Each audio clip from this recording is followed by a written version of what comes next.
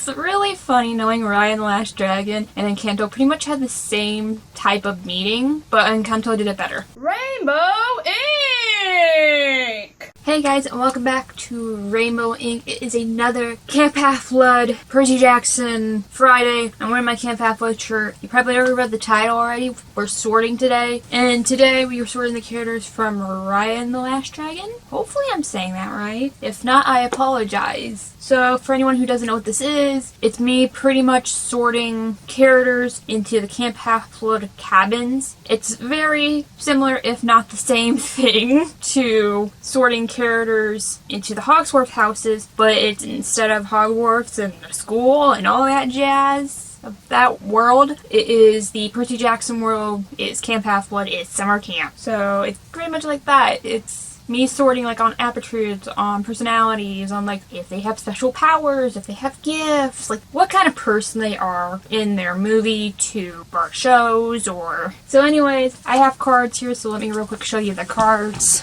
Zeus, Hera, Poseidon, the Mirror, Ares, Athena, Apollo, Artemis, Hephaestus, Aphrodite, Hermes, Dionysus, and my 13 through 20 card. Pretty much what this card is, it's pretty much how the name states, is my 13 through 20 cards, the add-on cabins from the end of The Last Olympian, and I guess also slash the beginning of The Lost Hero, just like for instance, Iris, Hypno, Hades, Nemesis, Nike, those guys. It's 13 through 20, so there's that. For anyone who is curious why Hera and Artemis are in here, even though they do not have demigod children, really no one occupies their cabins. Well, the Hunters of Artemis sometimes occupies Artemis's cabin when they're at Camp Half-Blood, but that's besides the point. It is, like I said earlier, attributes, powers, what kind of person they are within their movies. That's why they're here. Also, I wish to apologize in advance if I mispronounce any of these characters. I suck at pronouncing names. So let's just jump right into our first character, pretty much namesake character, Raya. What do I say about this character? There's so much to probably unpack when it comes to this character. I don't know something not to unpack. Raya is this headstrong, pretty much trying to be the lone wolf girl. She's beyond headstrong. She has martial arts background. She knows how to fight. I would think for the most part she is pretty smart. It's just she doesn't trust easily. So like for instance, she wouldn't trust a Hermes kid probably that easily. It's hilarious that I said that. Anyways, when I was rewatching this movie, but my mind kept sticking at least one thing, and it was Cabin 6 Athena. Reason why I chose Athena because Athena gets a lot of time are headstrong. She's not dumb. She just doesn't trust easily. But she isn't dumb. She's smart. She's smart enough, like, she's knowledgeable about the dragons.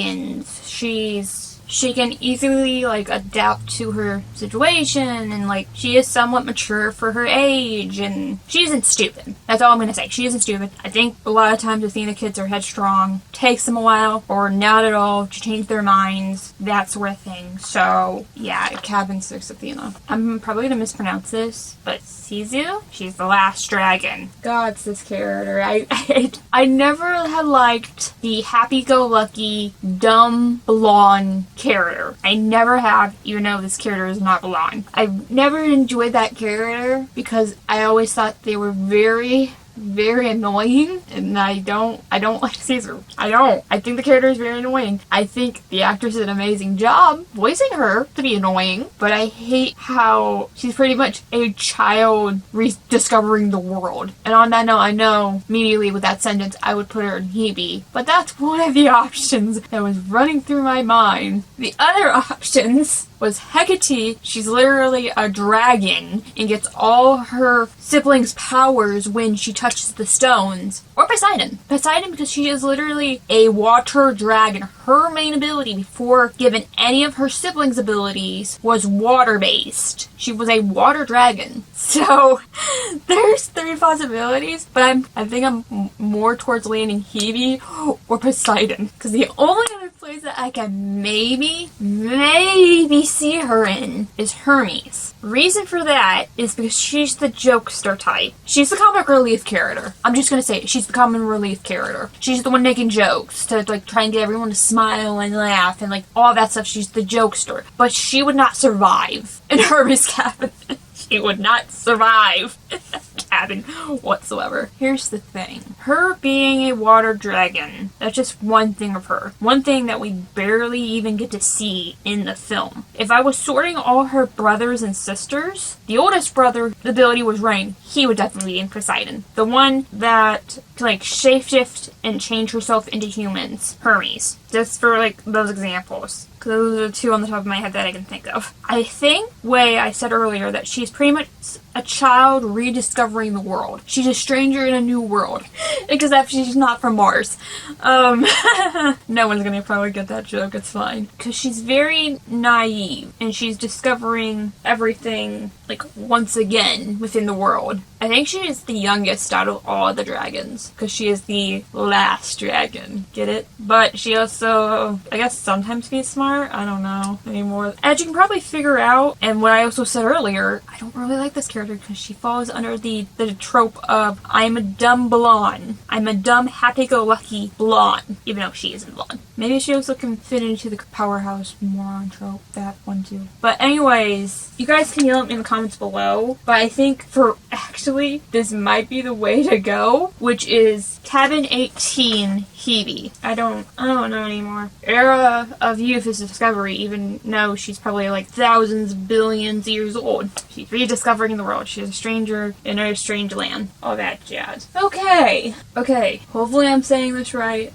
Amari. I already have two choices where I want to put this character. I'm just gonna go ahead and say it. So, like Raya, she's headstrong. She's smart. She's the thing of the group. She's a battler. But to emphasize that, her main goal in the movie is getting all the stones to help her country, her land, help Fang. And you can see that she's competitive with Raya, trying to get all the stones and like trying to win and like that sort of thing. So I'm either thinking immediately Athena because she's not a dummy, she's smart, she's pretty much like Raya but a more sinister version of her. She doesn't trust easily. She's also like a stone cold killer. She can be ruthless, that sort of thing, because that was how she pretty much was upbringed because everyone hated Fang and blamed them. By saying that, I don't think she should go in Aries because of the ruthlessness. I think I almost say this almost every single video about Athena and Aries. Aries dumb war, Athena smart war. She not dumb. It's pretty much the simplest terms I can put it. She's not dumb. I don't think she should go in Aries. So I've been thinking either Athena or Nike. And I don't know what to do. Because like Raya, she's very knowledgeable about the dragons. But also she is very competitive because she wants to get all the stones first. So to help her people. But there's actually good intentions towards that kind of in a way. Because she wants to help her people. But on the flip side, you can see the competitiveness with her and Raya throughout the movie. Especially when they're fighting. Because she wants to get all the stones to protect her land. And also make it bigger. Anyways, so I don't know. Part of me wants to say Nike over Athena a little bit more. Because I know people ship her and Raya together. And it's pretty much has tendencies on it that they like each other. Or enemies to lovers trope. So I don't know. I remember the other reason why she wanted the song. She wanted her mother's admiration. Because her mother was a terrible mother to her, pretty much. And she had no father. And she learns to trust. Which I don't know if a Nike will ever do that. Yeah, I'm gonna go ahead and do this even though anyone who ships them is gonna be upset. Cabin 6. She's pretty much Raya times 2. She's pretty much like Raya. It's just her way is different. They both butt heads. Their arch nemesis is probably turn lovers. It's gonna be fine. We're not gonna do much kissing in the same cabin. Because it's weird. And it wouldn't fly at work because they have the same godly parent.